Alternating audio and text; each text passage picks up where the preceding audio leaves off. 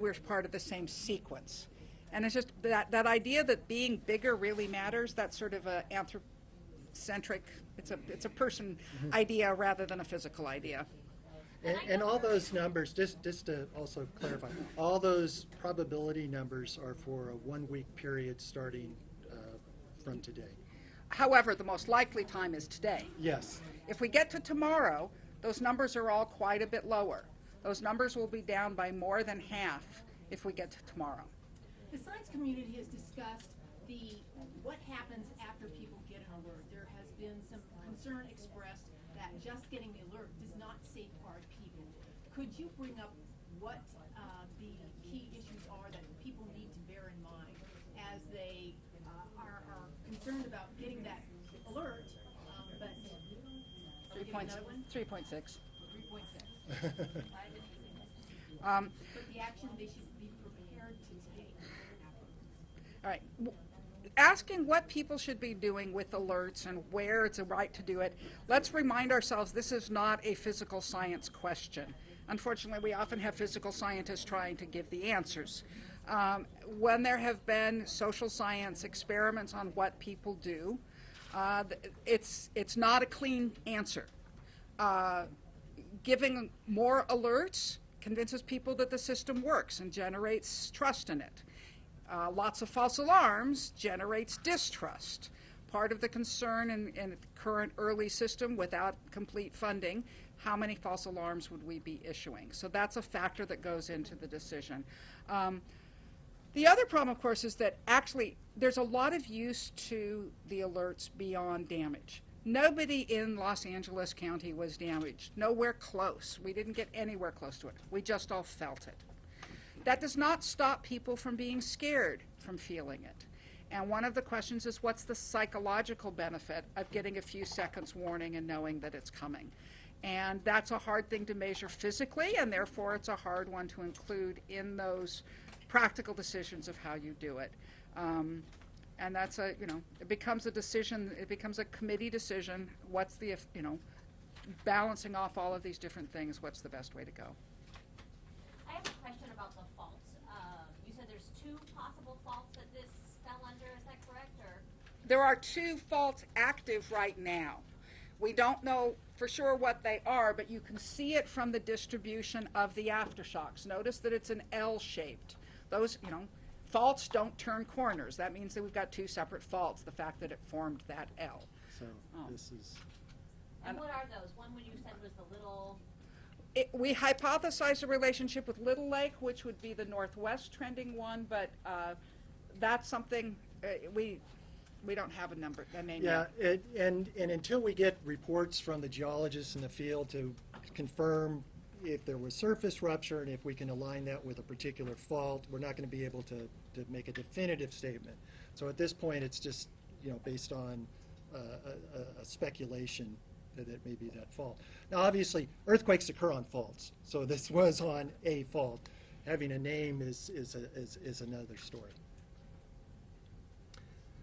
And it appears what probably happened here. This. Oh, let me point. You talk from the camera. Yeah. So Lucy was talking about the fault that goes. There's one that goes northwest, and that one that goes northeast. The main shock appears to have occurred on the fault and then ruptured to the southwest, so along that fault there. And the motion that we expect on that fault is such that it would release the stress or the confining stress on that fault to the northwest. Okay, so Lucy can show with her hands, yes. So this moved like this, and that pulled material away. Right, pulled the material away at the top, and that released that secondary fault, which, in a sense, participated in the earthquake, but also is showing a lot of activity with the aftershocks. Again, until we get the geologists in the field, I can't confirm that, but that's the working hypothesis at this point. Could you characterize that part of California geologically in terms of number of faults, activity, earthquake activity? Lots of faults, lots of activity. Yeah, yeah.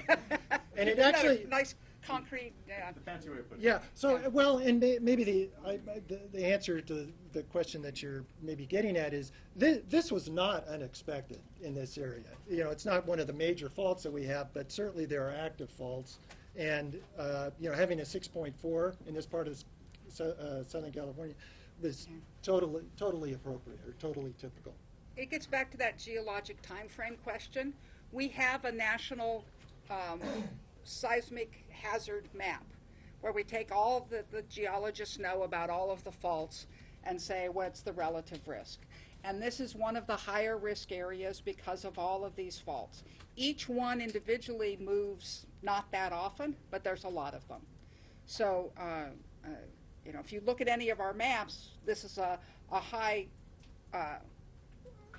a more active, more at-risk region, which means having earthquakes once every few hundred years. I mean, that's this geologic time problem that we try to form patterns on human timescales, and the pattern is on geologic timescales. And How does this in this no area- way releases tension or pressure on the San Andreas Fault. That's wishful thinking. Yeah. How does this area compare to Los Angeles County, the Inland Empire, In terms of, in terms of the geophysical understructure, the likelihood of this type of activity? Well, yeah. In a general sense, very similar. We have many faults underlying Los Angeles, active faults. You know, so an earthquake like this, it occurs out in the desert, and on these faults. Could very easily have a similar earthquake in the LA region. It's the same, undergoing the same type of general stress loading, and we have many active faults. And as Lucy was saying, on a geologic time frame, you know, hundreds, thousands of years, an earthquake like this is just one of many that occur. On a human time frame, you know, we may experience 1, 2, 3 of these in our lifetimes. So it's a much different perception. Can you speak to the Special Weapons Center there and the fact that they use geothermal energy? Does that have anything to do with either triggering an earthquake, or is it possible that they might suffer some damage? those are, you have two completely different questions. What might have happened damage-wise, and what's the relationship of the geothermal energy production to the ongoing earthquake activity? I would expect that there's some damage at China Lake. They are too close to too big an earthquake.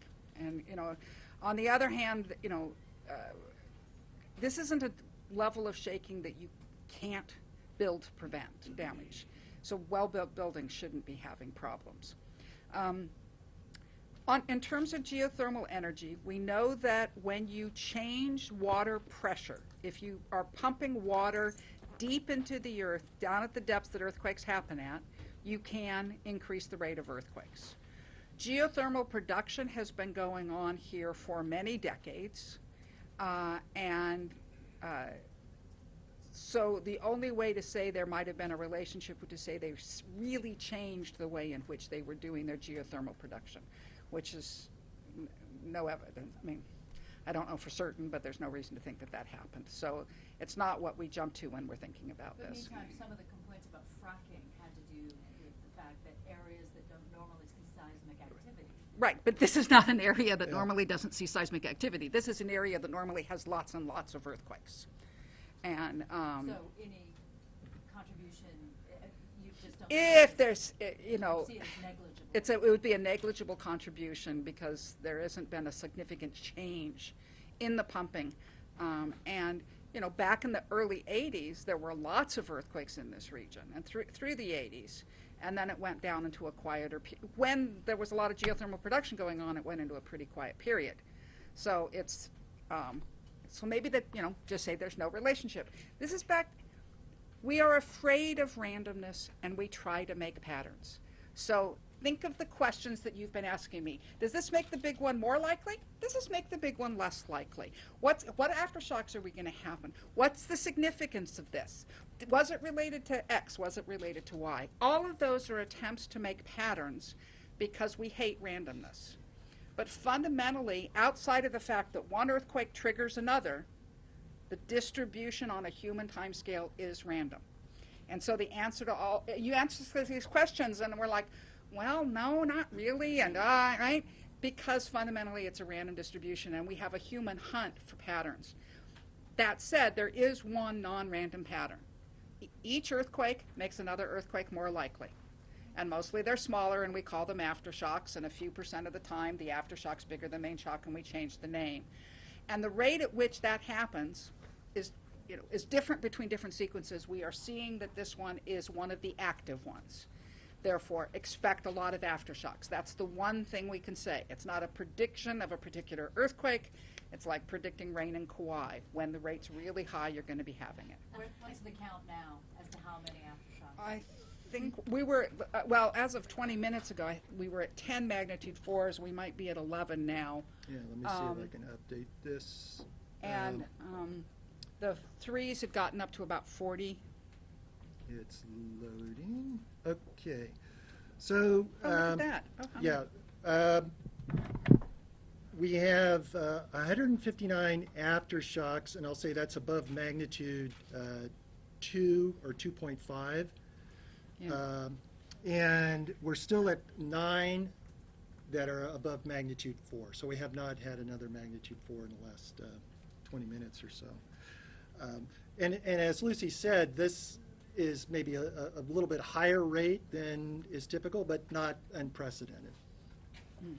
I have a question. I know earlier when you first came out here, you weren't sure of the exact time frame, and I don't know if the time is different in LA versus how long the earthquake was felt over there in Ridgecrest. Oh. Do we have like, I heard 50 seconds, I heard 30 seconds. Do we know how long Nobody the said, rumbling was? no way it's that long. Oh, I'm just Okay. saying people rumbling. Okay. Yes, people rumbling. The rumblings.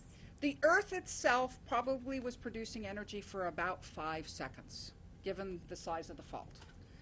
I know that when I tried to count, I got 10 seconds, which would be that 5 seconds plus reverberation, because as the waves travel from a long ways away into the Los Angeles area, they bounce off of rocks and you get some echoing that goes on.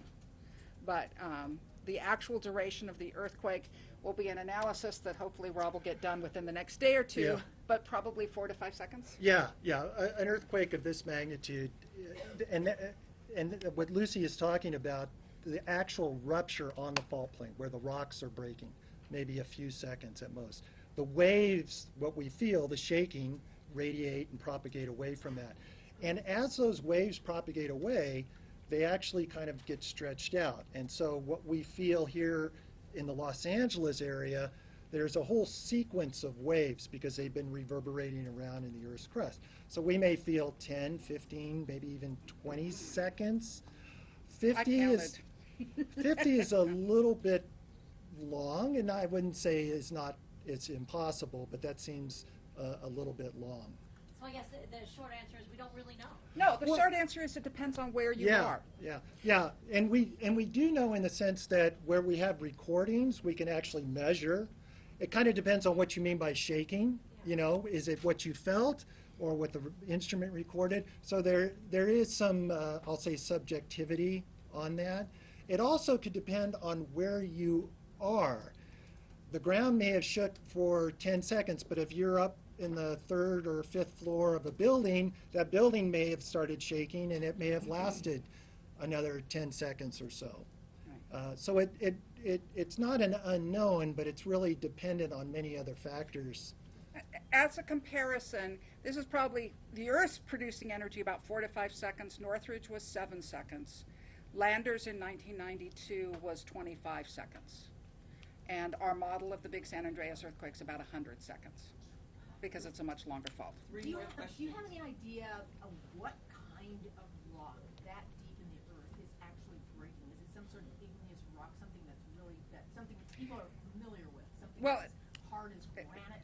That area, it is granite. Yeah. It's the Sierra and Batholith doesn't actually end at the edge of the Sierras. It extends, the granite extends under that area.